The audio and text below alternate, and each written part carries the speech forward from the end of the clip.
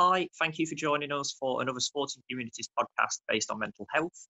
Sporting Communities are a community interest company. We are an ethical, non-for-profit organisation which services range from sports coaching, youth work, mentors and family support.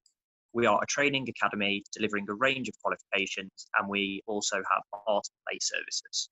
I am James, and I've been with Sporting Communities for over a year now. Today I've been joined by Ed and Kobe. So starting with you, Kobe, you can just introduce yourself and tell listeners a little bit about what you've been up to during lockdown and one interesting thing you have done during the past week. Oh wow, I've not really done anything that exciting. Well, I'm sure there's something. So my name's Kobe, and I also work for Sporting Communities. So I'm a lead coach, and I'm also the marketing officer. So what have I done? I've been doing some baking, actually. I'd say that's my most exciting thing. Oh, and I completed a jigsaw. What have you been baking? So I was baking banana bread, because I feel like everybody's been making banana bread, and brownies. Made some brownies too. Oh, very nice. And I completed a 1,000-piece Venice jigsaw, which I was quite proud of. That sounds pretty difficult. And how about you, Ed?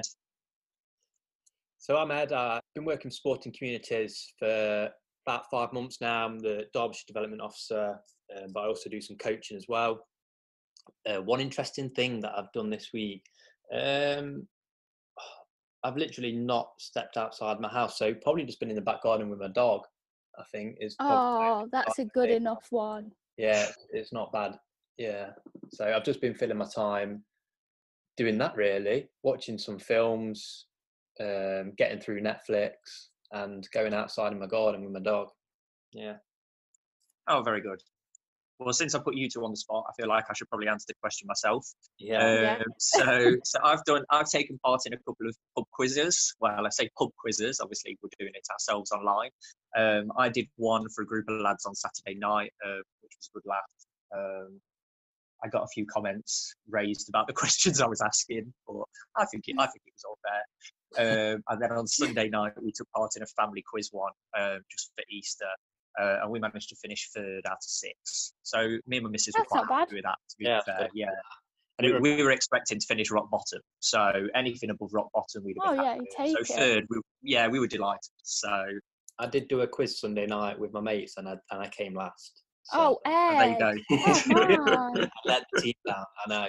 I thought I did quite well. Well, I think there was a bit of cheating going on, but obviously some bias.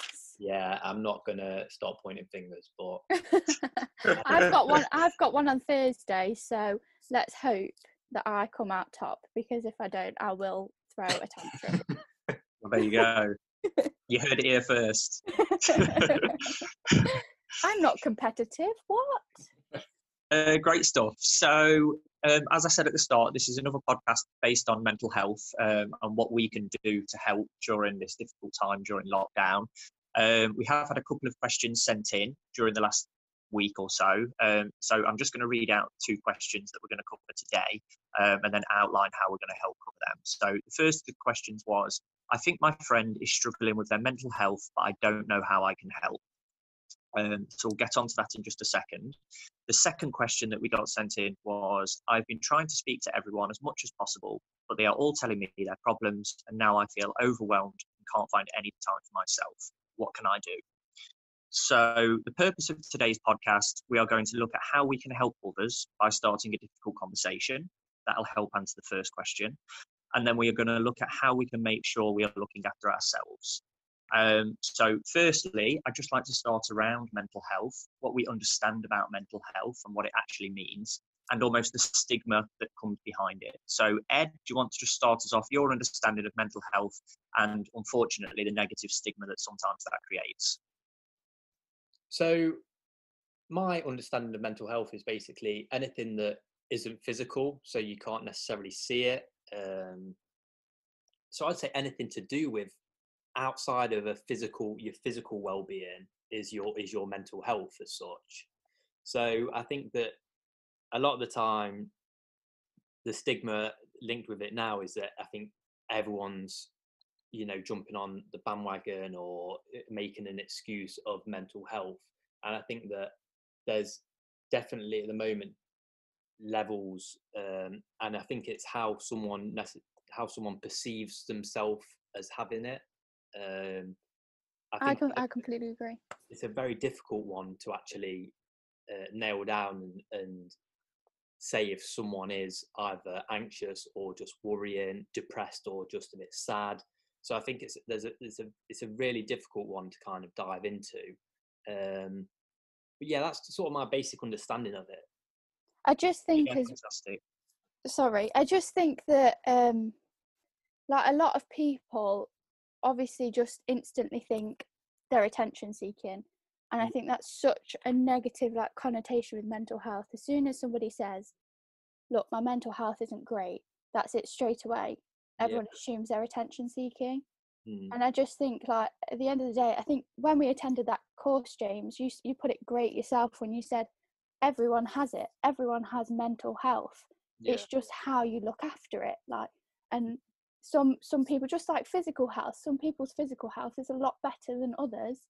It's exactly the same, in my opinion, mental health, but a lot of the time they cross over. So if your physical health is top notch, and I know I'm not saying that obviously athletes, they can still have struggle with their mental health, but I'm just thinking the endorphins and everything like that can help, but I'm not saying it'll help for everybody, but that could be a solution for some people. Yeah, fantastic. It is actually proven exercise is 2.5 times more powerful than any anti-anxiety medication. That's amazing. So that just proves the point that you've just been saying there. Yeah. Did you have anything you wanted to just add, Ed? I was just going to add, saying I read something the other day, and you could link it again to being physically fit as well. So I think it's something like being mentally healthy doesn't mean that you don't have a mental health problem. So, you could link it again with being physically fit doesn't mean you don't have a physical problem. So I think mental health is just a lot harder to diagnose and obviously notice when someone is struggling, because you can't see it. Well, not all the time. I think as well, it is the whole, like, everybody has got mental health. If you say to someone they're fit, you don't instantly associate that with something negative. And like, if you say to someone you've got mental health, that's it, straight away everyone thinks that's a bad thing. And it's like, hang on a minute, I've not said whether it's good mental health or bad, like you're struggling with your mental health. But I can remember a while ago when you would hear nothing like about now. Yeah, fantastic. Thank you, guys. So I hope that's helped sort of explain around mental health, sort of the negative stigma that unfortunately comes with it, but the positive ways to look at it.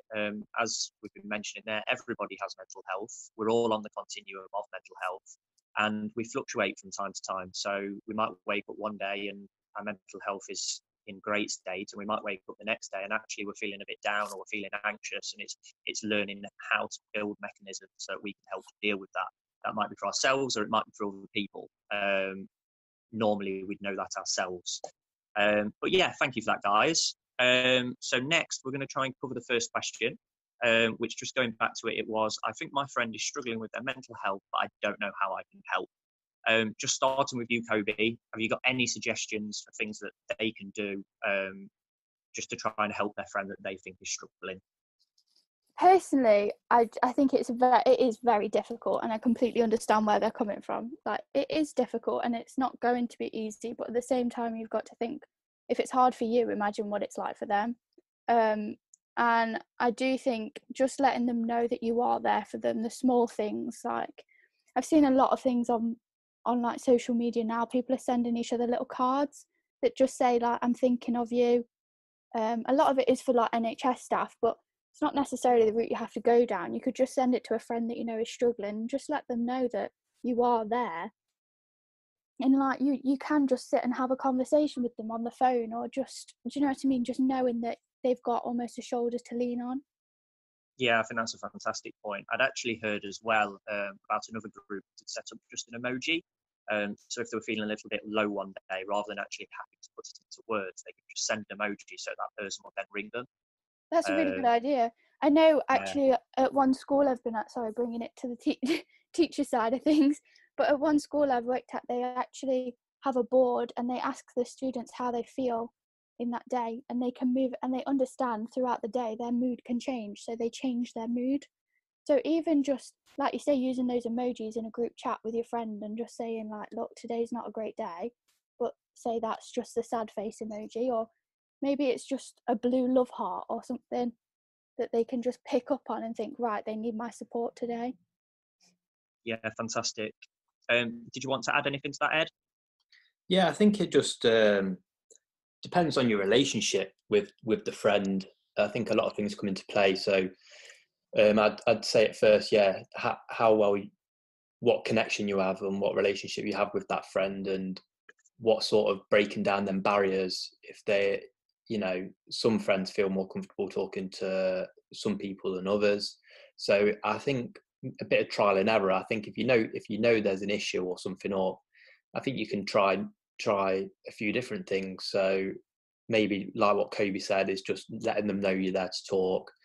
If you need to kind of give them a nudge, you can open up to them a bit. So let them know about your problems might be making them feel more comfortable and feel like they're not the only person with problems.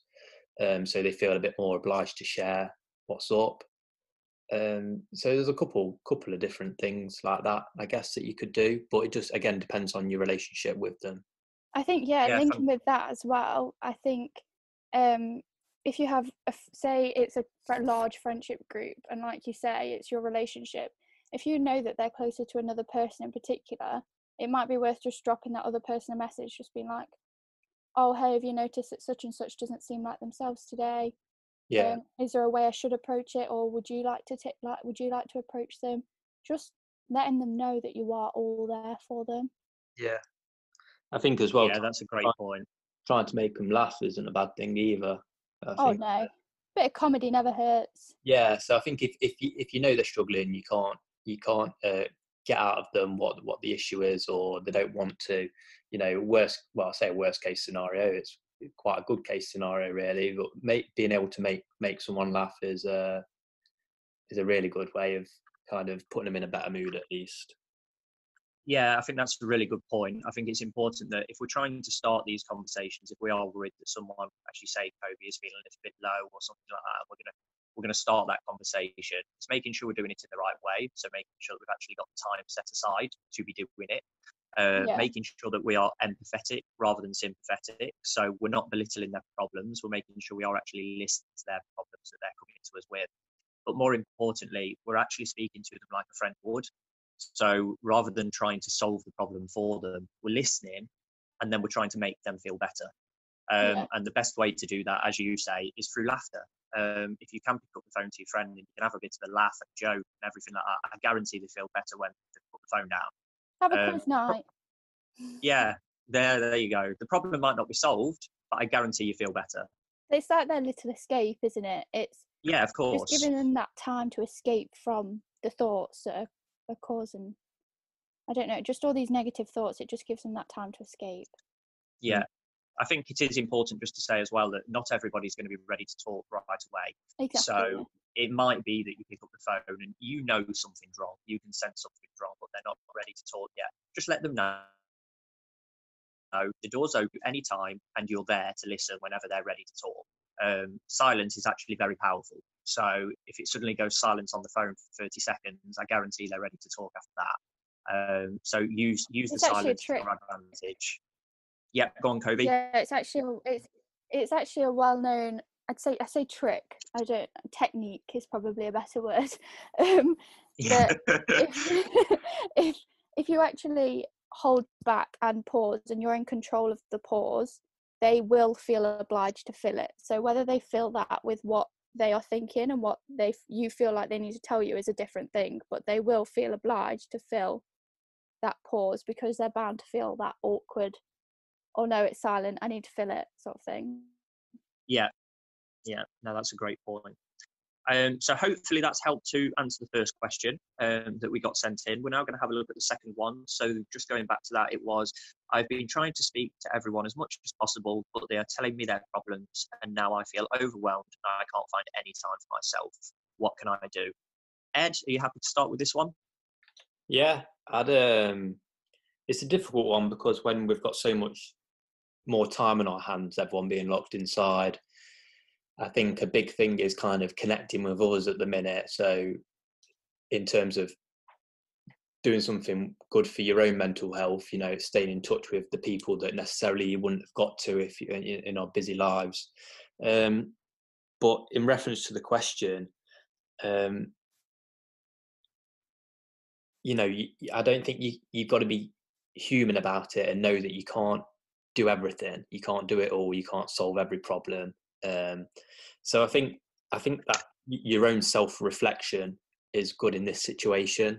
Um, Also, passing on these issues. So you've got to make sure you've got someone to talk to this about as well. So Yeah, having your own group of friends, or someone else outside of their problems that you're hearing about to talk to. So if you're feeling overwhelmed, make sure you have someone to talk to about it yourself. If not, you can write it down. I think we said it on a previous podcast. I think you said it actually, James. Put them thoughts in a box and either lock them away for a bit, so all the problems have gone away for a bit, and you can just relax. And we said it in a previous podcast as well about breathing techniques, so stuff to calm yourself down if you are getting overwhelmed.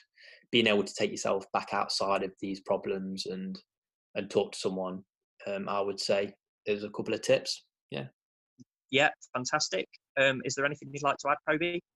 I think Ed's covered quite a lot of it there. I think it's just so important that, and I know it's probably more difficult now. You may assume it'd be easy now that we're actually trapped in the house, but you do need to take time for yourself. I think a lot of the time when people have routine and schedules and they have work, they think they almost have that designated time to have a bubble bath or just sit back and watch Netflix. And I think now it's kind of all merged into one. It'd be nice, just even if you just give yourself a little pamper day, or just chill, or go and sit in the garden and just listen to the birds, and just take that time to just be with yourself, switch off, don't be looking on your phone reading everybody else's problems. Just think, Yeah. right, turn off, I need to focus on me. Yeah. You need to be selfish at some point. Yeah, I'll add to that actually. I think that's a good point, really. I think this situation enough is to overwhelm people, and cause them stress and anxiety. I think that when you're hearing about your friends or family's problems as well, it can definitely just be very overwhelming. So I think you need that time alone. I think as well, even if you haven't got a lot of time, so people still full-time work and still education, so then you've got everything else on top of what you're and on top of this situation to deal with. I think can be a bit of a nightmare for some people. So I think being able to switch off, um, realize that you can't solve everyone's problems. Focus on yourself first. Like, you've got to put yourself first. Yeah. And be a bit selfish, I guess, in a way. And if you have got I guess, the capability of taking someone else's problems on board and helping them, that's fantastic. That's great. But the realistic situation that not everyone has got that in them, and which is absolutely fine. So you've got to take care of yourself first. Yeah, and Yeah, I think we keep saying this, like, selfish, like you've got to be selfish, but at the same time, it's really not being selfish. Like, you have simply just got to look after yourself. Yeah. Or else, yeah. like, you end up putting your own problems on someone else, and then it's Yeah, exactly. It becomes this big circle. You're yeah. constantly trapped. Like, Mm. Yeah, I think that there's some great points there, and I think, as you say, I think selfish is a word that cropped up a couple of times. But as you say, it's not selfish really, because how are you going to help someone else if you're then struggling yourself with their problems? Mm. The exactly. Yeah. important thing, like we've already said, is to make sure that we're listening, but we're not trying to fix. And I think that would normally crop up if you're trying to fix their problems rather than if you're listening, because actually you're taking on their problems for yourself. If they do need extra support, as Kobe's already mentioned, you can almost farm that out to other people. You can see if there's someone else who's closer to them, that can also help with that problem. And if they really do need some more support, you can always obviously seek professional advice and everything like that as well, or encourage them to do that themselves if you think that's necessary. But no, I think that was some great points there. I think one thing that I've come across quite a lot is that people, I think, a lot of the time get carried away with other things that I guess necessarily fundamentally don't matter as much, and forget about their mental and physical health. So work, for example, I can speak from experience, and I know a lot of other people who can, and they get very carried away with things and forget necessarily about their own mental and physical health. So I think that you've just got to remember to put them first in front of anything, and anything else always should come second. I think that being able to remind yourself of that, especially in tough times, is really important, just to bring yourself back down. And it can definitely calm me down, and I know other people that have used it, and sometimes it's just being able to talk to someone and just remind each other that nothing else really matters apart from your own mental and physical health. They always come first. Everything else comes second to that. But I think the majority of people forget that a lot of the time, and everyone's so caught up in everything going on, work, this situation, and things that really overtake them, and it shouldn't. Yeah, I think that's a great point, Ed. I remember reading an article a couple of years ago that touched on the same point, and it was saying that most people, when they join a new company, think the thing that's going to make them successful at that company is by working hard. And it showed a chart and actually said the thing that makes them most successful is their physical and mental well-being, and everything else comes second to that. If they're looking after themselves physically and mentally, actually the work will look after itself.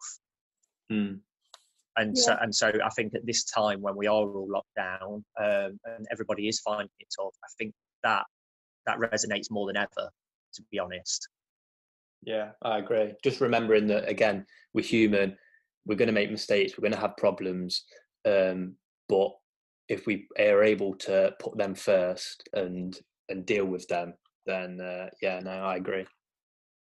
Definitely. Yeah, fantastic. So hopefully that's covered the second question that got sent in. I think that's us pretty much done for today. But if anyone has any questions during the next week that you want to send in, we can cover on next week's podcast, then feel free to do that, and we'll make sure that we do so.